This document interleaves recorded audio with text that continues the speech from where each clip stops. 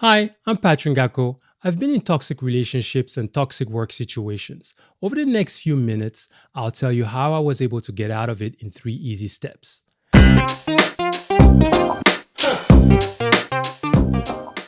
Step number one, recognize. Recognizing that you're in a toxic relationship or toxic situation is actually half of the battle. So the fact that you're watching this video, that means you're halfway there. So bravo to you. And the skeptics, keep listening because you may find out that you're actually in a toxic relationship right now. Step number two, identify. Identify means be specific on what it is that is toxic, right? Details, details, details, details. Just to say, oh, I'm in a toxic relationship is not enough.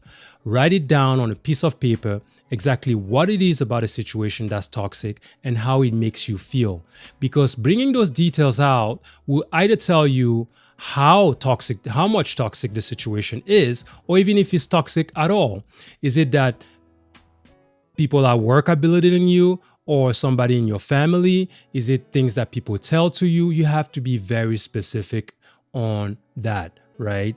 For me, for instance, the job situations that have been toxic were situations where I would work very hard and would go completely unnoticed. And no matter how hard I worked, I never got rewarded for it. And that was extremely toxic for me. Number three, simplify. Simplify means find a solution within the problem, right? Chances is that you will not be able to get out of a situation right now because that's just the way life works. It's not easy to gear the ship out in and out of certain situations. So find a solution within the problem. And a top solution that I always recommend and that I use in my life routinely is to set boundaries. That's the first step, right? Because a toxic situation is probably because somebody is overstepping their boundaries. They're getting into your personal space, your personal life, and you got to set those boundaries. So confront those people and say, stop, and do it in a constructive way and in a nice way, right? Like they say, a brutal message, but a very kind delivery. So set the boundaries.